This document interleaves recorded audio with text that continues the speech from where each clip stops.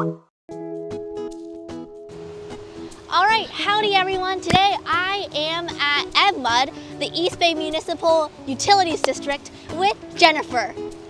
It's such an honor to be interviewing you today. Thank you for having me. So, EBMUD, a brief overview, what is its role in the community? So basically East Bay MUD, we are both a water and wastewater utility. So we serve water for 1.4 million people all over the East Bay. Wastewater is a little bit smaller, it's 740,000 people. So we basically serve the communities on what we call the west of hills part of the East Bay. So that goes from Oakland, Alameda, Piedmont, Emeryville, Berkeley, Albany, El Cerrito, parts of Richmond, and Kensington. Yeah, well, it's so important for this whole East Bay community. It is, yeah. So here specifically we are at the wastewater treatment plant as opposed to the water treatment plant. But yeah, our role basically is to make sure that whatever's coming out of people's toilets, what's coming down their kitchen sink, it gets treated and cleaned, and then it's safe to put back in San Francisco Bay. Perfect. Yeah, so there's so many procedures, so many people working together to establish, clean this wastewater, put it back into the bay, that whole process. So shall we go on? Yes, we can walk on to our first stop, which is the influent pump station. That's basically the area where the wastewater first comes into our treatment plant. So from the cities, the sewers, the wastewater comes here, right? Correct. We have a nice kiosk over there, but I can explain it. So basically, the cities own what's called the collection system. So those are all the pipes that's underground, and that's what connects the homes to the pipes that East Bay MUD own, which is called interceptors. Cool. So the pipes that East Bay MUD owns were a lot bigger. They range from 15 inches in diameter to 9 feet in diameter. Wow, that's huge. It's pretty much big enough to drive a car through. Yeah, wow. So those pipes eventually lead to our influent pump station.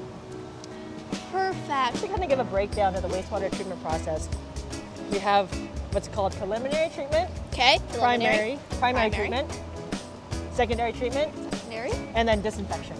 Oh, disinfection. Yeah. Okay. So I kind of break it down into there's a physical treatment process, so that's physical and primary, and then a biological treatment process, so that's a secondary part. And so where you get the germs out and stuff? Yeah, in a way, yeah. And the last part is the chemical treatment part, the disinfection part. Cool. On an average day, we can process about 50 million gallons, 50 million gallons of wastewater. Million. Yeah, million gallons. That's crazy. And I heard a fun fact that the native oysters in the bay, they process about 3 to 10 gallons of water a day. A day. You need a whole lot of oysters to be able to process 50 million gallons. Yep, definitely. This is part of the secondary treatment. Yes. Okay. And we're just kind of spraying water down in there to keep foaming and stuff down to a minimum in there. So the foamy stuff on top is called Nocardia. So it's a type of bacteria that's part of the secondary treatment process. It gets fluffy, that's the best way to put it. During summer, the warmer temperatures make it even more fluffier. But by spraying water on here, it keeps the fluffiness down. Oh, so why do you want the fluffiness down? It's mostly so it doesn't overflow the tank. Oh, that's true. Yeah. Oh, wow. It gets that fluffy without the water? Yeah, there's been some instances where it's overflowed into the parking lot over there. Whoa.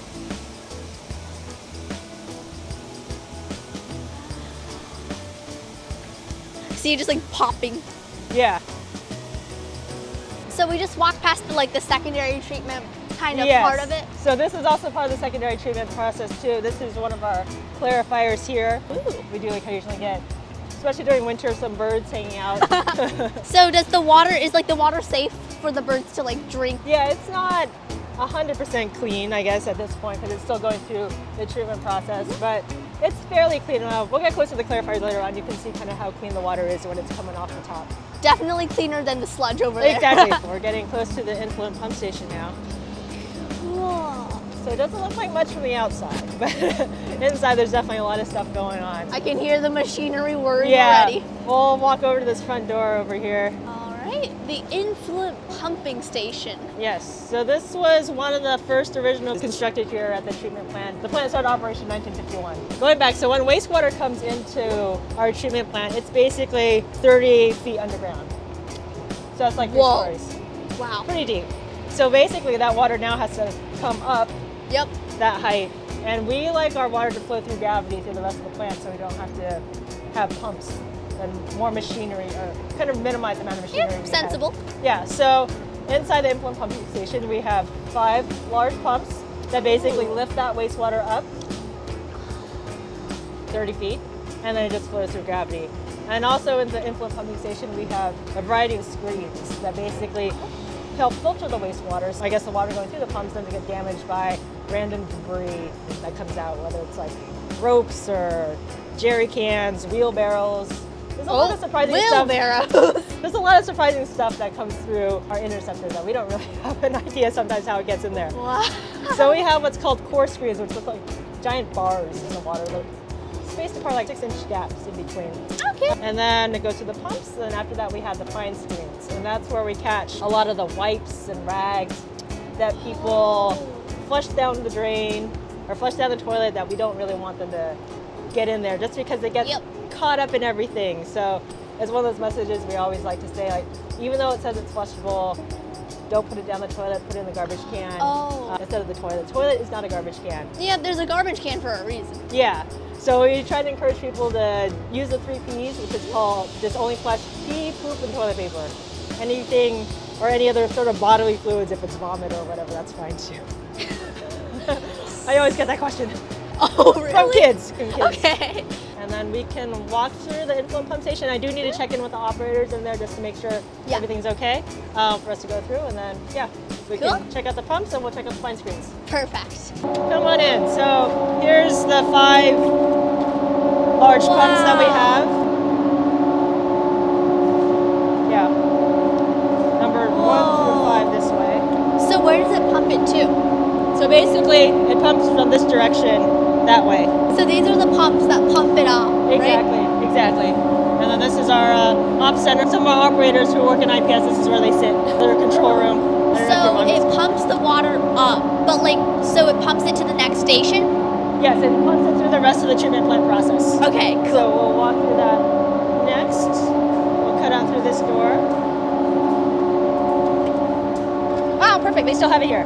All right. So that is actually what we call the ball valve. So this one's one that's been rehabbed. This is kind of our spare just in case we need to drop it in. But you can see how big each pipe channel is.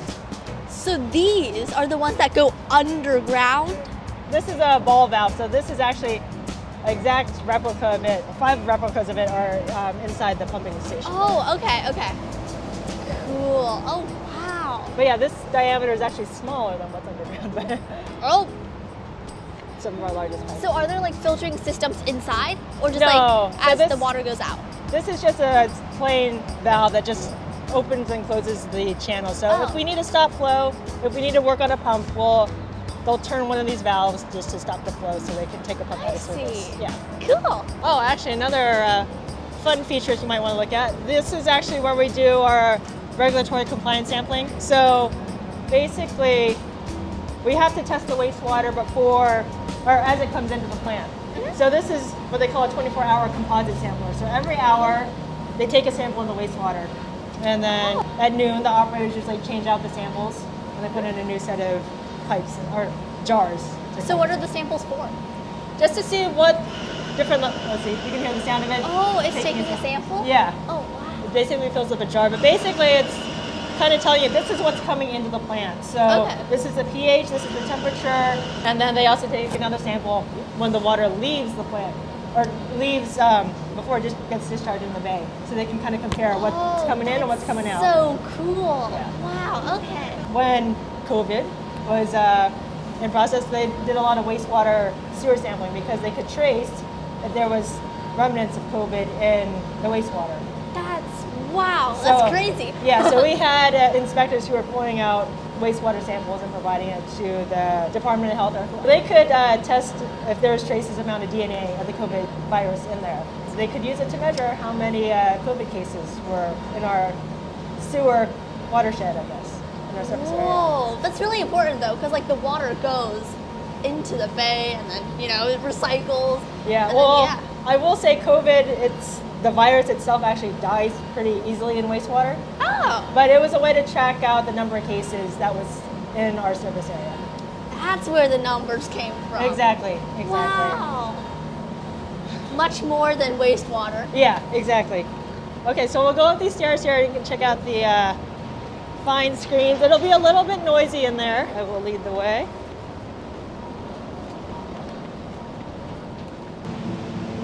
It does smell a little bit here. You can see all the rags that get stuck on the fine screens.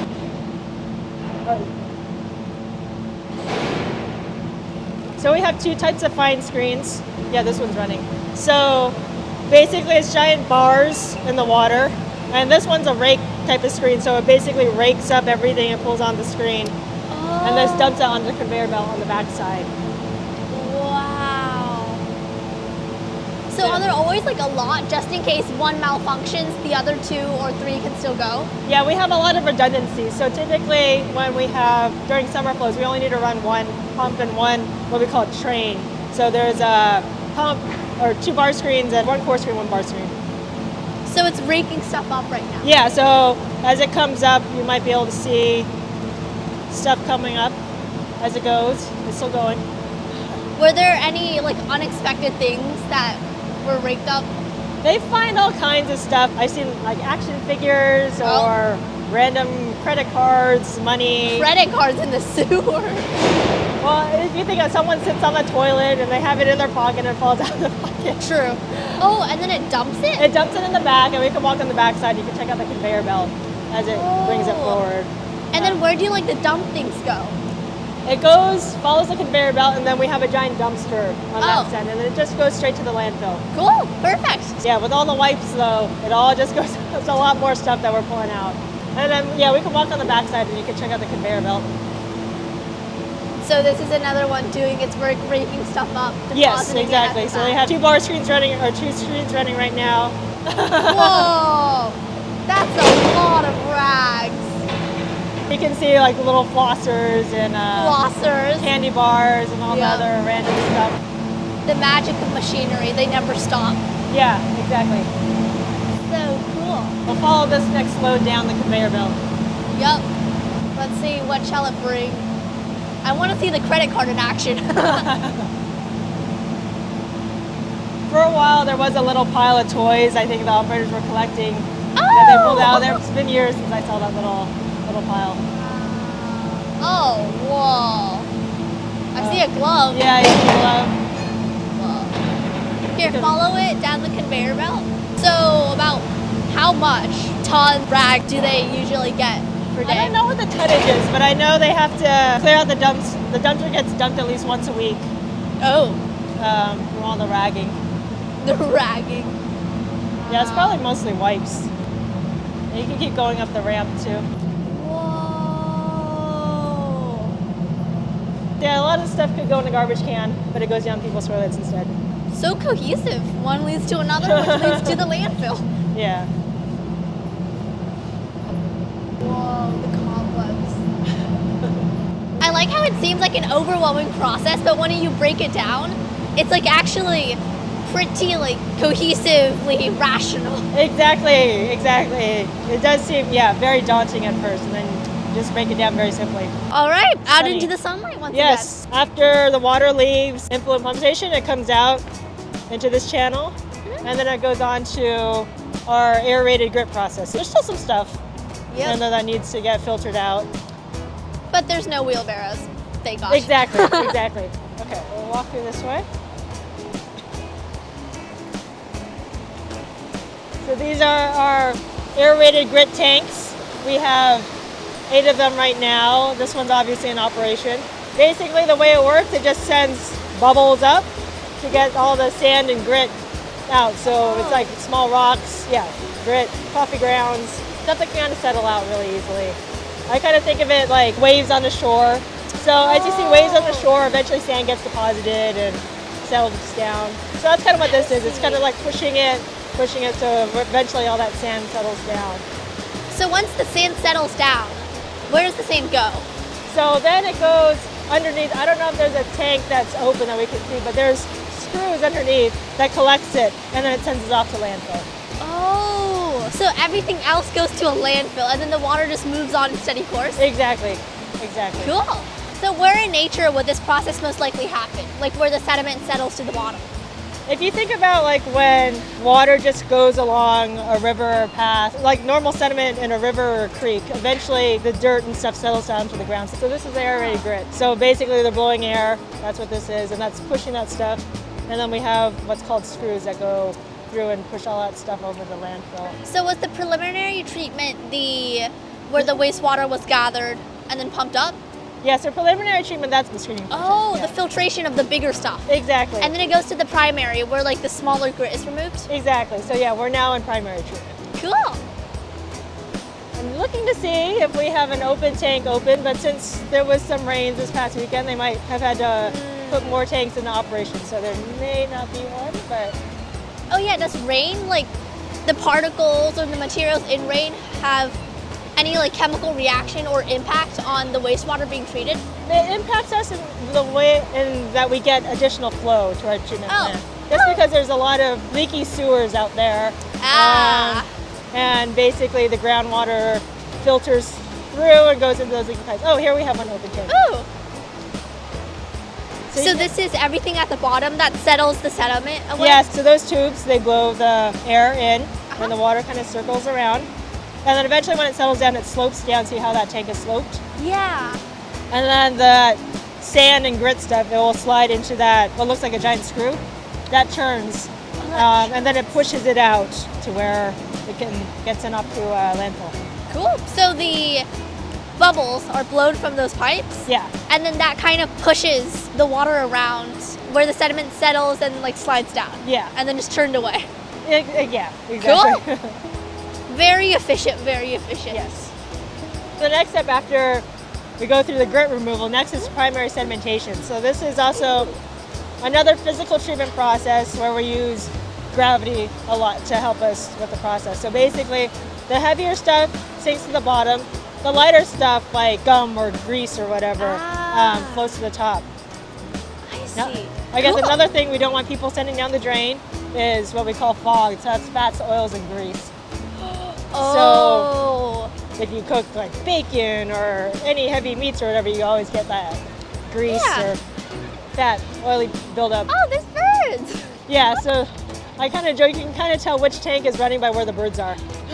Because sometimes they're looking for little tasty bits. I don't know what they're eating off the top. I mean, that helps though. They're like scavenging for the scum at the top, so they kind of like just eat it away? I guess so. Fats, oils, and grease that you produce in the kitchen, it's always best to, I think, just put it in the compost. So basically we have skimmers on the top, and it kind of rotates around on the conveyor thing, you can kind of see on the chains, and then skimmers on the bottom. Scum's on that side, the solid stuff's on this side. And then the sludge on the bottom actually gets sent to our digesters. Because then we're starting to get a little bit more biological. You pulled out all the non-organic stuff, and now we have the more organic stuff we can actually undergo further treatment. So what usually is the scum? Fats, oils? Yeah, the scum itself, that gets sent off to a landfill. That stuff on the top. But the stuff on the bottom, that gets into our digesters eventually. So these two kind of parallel operate. I see like maybe they like circulate like that. Yes, exactly. Scum on top goes away, and then the sediments on the bottom go the other way. Yeah, exactly. That's a good way to put it. I mean, it works. And we have 16 of these primary set tanks, as we call them. We turn on however number we need, depending on how much flow we're getting to our treatment plant. So the water diverts into those 16, or at least how many are working? So there's channels that we're actually walking on top of. This is actually channels that feed into the various tanks. Nice. They know how much flow is coming into the plant, and they know how many tanks to turn on. Wow. So that way they don't turn on too many. They're experts. Yes, they are. The operators are experts at what they do. So yeah, the cities are also doing their part. They're rehabbing their pipes. We're also doing rehab on our own pipes. So everybody's kind of working together to kind of reduce what weather flow is going through. Nice. Teamwork. Okay. Exactly, exactly. Yep. So did we just finish off the primary with the sediment and the scum? Yes, so we finished up the primary, so now we're at the secondary treatment process. If we want to walk over this little kiosk here. So we're kind of like in the middle of the treatment plant right now. You can kind of see the aerial up there. So this is a biological treatment process. So we use bacteria to help us clear out the wastewater. Basically, we use pure oxygen. We pump it into our secondary treatment process because the bacteria in our secondary, they love oxygen. So they do their work best with a lot of oxygen. So basically, they're just eating all that stuff that we want to get out of the wastewater. That's the best way I put it. And then as they eat, they get fat, they settle out. Okay. So it's kind of almost a combination of biological and physical. So it's biological that we use the bacteria to clean out that brown stuff out of the water, but it's also physical because then we use gravity and then to filter them out. So this is kind of like a round version of the primary set tank, so we call them a clarifier. So that arm over there comes across the top to skim off whatever stuff on the top, and there's also another arm on the bottom to scrape off the stuff on the bottom. Oh, wow. But okay. if you look at the water overflowing the edge, you can kind of see how clear it is. Oh, okay. So, and then out. You kind of think like this brown, muddy rim here. Ooh, yeah. And that's the stuff that gets sent off. So, what other particles, aside from like the sand that you just filtered out, are still in the water as they get into the secondary? Organisms, probably like a little bit of like fecal matter, if you want to think of it that way. Like dissolved poop. Yeah. Broken up in there. But yeah, the bacteria, they take care of that. They kind of consolidate it in their own little way and then help filter it out. Cool. So the microorganisms eat some of the leftover particles, and then as they get fat, they settle at the bottom. And a constant flow of oxygen because they like oxygen. And they work. And then so this is the murky water that like goes round and turns. Yeah, you can see the kind of the foamy stuff on top. And it gets fed into the clarifiers, and then there's still, I guess you can see some residual scum on top that they're still skimming off. Yep. But then afterwards it kind of filters out, and then you can see the cleaner waters coming out through those V-notched weirs. Yeah, that's so cool. It used to be this dirty, but then when it feeds into like the big pool, it becomes like a bit cleaner. Yeah, although I'll say it probably looks dirty just because the nocardia foam is collected on top or congregated on top. Oh, okay. The foam is because of the bacteria? Yes, nocardia isn't one of those types of bacteria. They call it a filamentous bacteria just because it creates that foamy structure. So that's the cardia at work? Nocardia, yes, exactly. That's so smart. Like using all of the resources, natural, physical, gravitational. Exactly. Here's a little break in the nocardia so you can kind of see the groundwater versus the clear water. Ooh, yeah. Wow.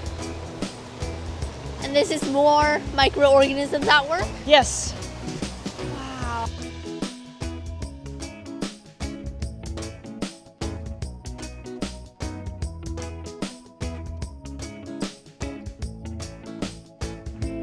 And the sprinkler. Oh yeah, the sprinklers make it so it doesn't foam up. Exactly, exactly. And this is not like pure drinking water. This is usually like treated secondary water is what they use to spray it down. It's just kind of recycling water at the plant. Cool. It looks pretty clean. So primary was about sediments and like the scum at the top, and secondary is more focused on using bacteria to eat up those other organic stuff. Correct. Yeah, using stuff that's found in nature, I guess, the biological process. Biological part of our treatment. Yes. And this is like tied into what would happen to wastewater or water in nature, specifically where the bacteria, the microorganisms eat up those like tiny little particles. Yes, exactly. And this is definitely the part where we're helping speed things up in nature because there's no way that all the bacteria could process stuff as fast. Mainly because there's not enough oxygen, or just because the sheer number of sheer volume. When you went to the bathroom in the morning, it takes about probably 2 to 3 hours for it to come to the treatment plant. So we usually see a spike in flow around 9 or 10 from the morning flush, as we call it, and then it goes up. So we talked about the secondary treatment process, how there's bacteria and stuff in there. So obviously, they do their job. We don't want that bacteria going out into the bay. Yeah. So that's why we have the final step called disinfection. So we add sodium hypochlorite, but basically a really, really high strength bleach to the water. And that kills that bacteria off. But then we also don't want that bleach going into the bay because that would kill everything out there. So then we add another chemical, sodium bisulfate, and that pulls out the bleach. So in the water, when it gets it's safe for fish to swim in, live in, and then for people to swim. Cool. Okay, so after the secondary treatment, you add a substance that bleaches out all of the bacteria so it doesn't enter the bay. And then just to preserve the good chemical-free water, you add another chemical into the water to kind of wipe out that bleach. Exactly. Okay, wow. Exactly. Right. And then the water is discharged out to the bay, 50 feet underwater, like about a mile offshore. Oh, so chlorine. That's the things in the pools too that kills the bacteria. Exactly. Oh, okay, and then it's removed. Yes. So you have like these pipes in the middle of the bay to like flush it out? So we have one pipe that's called our main outfall. That one's a big pipe, also 108 inches in diameter, so like 9 feet. Oh. So it's pretty big. Kind of sits on top of the bay. And at the end we have what's called diffusers. So it's like a bunch of little holes at the end of the pipe. So basically it lets the water kind of slowly filter out into the bay. So like think of an irrigation hose, if you ever see it kind of like a drip irrigation hose, how water just drips out. So like slowly, not in like a gust. It's not like a fire that hose. Can flood the whole thing. Exactly, exactly. We don't want to disturb the environment there a lot, so it just kind of trickles out. That's what I put it. Wow, that's so cool. Seems overwhelming, but at the end when you break it up. Yeah, so this is really, the liquid really part clear. of the process, and then we actually have the solids part. So all that solid stuff we pull out of the wastewater has to get treated too. So this is the end of the water's journey, but there's still more behind Exactly, because when you go to the bathroom, there's also liquid and solid stuff, so you got to take the solid stuff. So this side, we have a little sign that talks about our solid treatment process. So all the solids that gets pulled out from the bottom of the primary set tanks, from the bottom of the clarifiers, they get sent to our digesters. The dome ones that we started with. Exactly, those big dome ones. And basically these are giant tanks that basically cook the stuff in there. And the liquid process took 6 to 8 hours. The solids process takes over 20 days. Wow. Secondary required almost 100% pure oxygen. The digesters require no oxygen. No oxygen. It's a different type of bacteria doing its work there. Cool. So yeah, it's hot, no oxygen, so it cooks down everything. Anaerobic microorganisms? Yeah, anaerobic microorganisms, so that's no oxygen. Ah, so the digesters blend solid waste. Yes. I see, cool. And then once the digesters finish doing their cooking, we send it off to our dewatering building where it takes all the water out, not all the water, but a good chunk of water out, and then it produces what we call biosolids. So this is like a solid kind of brown stuff. We use it for what we call beneficial reuse. So it's either used for land application on farms, like not for food that like say we eat, but like soil? Yeah, soil amendment, fertilizer, or it's made into compost. Cool. So for the water that's like sludged out of the solid during the centrifuge process, does that enter the wastewater treatment? It goes back. Wow. Yeah. Wow. Nice. It's all interconnected. Exactly. It's just all cycles through. Nice. And then you ship off the biosolids and the solid wastes to the farms and the compost and the fertilizers so that they can use it efficiently? Yes, exactly. Wow. Another part of our digesters is within the digesters themselves, when we have all that bacteria in there, they produce methane gas from their digestion process. Yeah. And so we capture that methane gas and we use it to generate energy on our plant site. Oh, so you have like reusable, like self-generated energy. That's so exactly. Cool. Yeah, we were actually the first wastewater treatment plant in North America to be a net energy producer. Wow. So when we make more energy that we can produce, we sell it over to the Port of Oakland. Cuts the costs too. Exactly. So all of these are powered by the methane that the bacteria, anaerobic microorganisms release in the digesters. Yes. Sometimes we do have to buy power from PG&E. There's something up with PG&E, we have a power outage, we can operate our plant on our own using our own I see. methane. But is methane ever like released or piped out during the process? Because it's really harmful to the atmosphere. Yeah, so we have air permits that regulate. We have monitors on top of the digesters that keep track, and monitors that keep track of basically everything that we have out of the plant, from the engines to our odor control units and everything. To say, it kind of tells us what and what cannot be discharged. But yeah, if methane gets released, it would be a violation of our permit. I see. That's cool. So what if there's like excess methane? So we have flares. Is this the methane burning? Yeah. When we have extra gas, we burn it off. I see. see. So burning Basically, it it's coming through more than our engines can handle. Or you our, could feel our the equipment. heat just Yeah. radiating. But yeah, we definitely are permitted. Methane in the air, not too much of a difference. Yeah, this honestly, is- just in one area. It's warm. It's like our personal furnace. Yeah.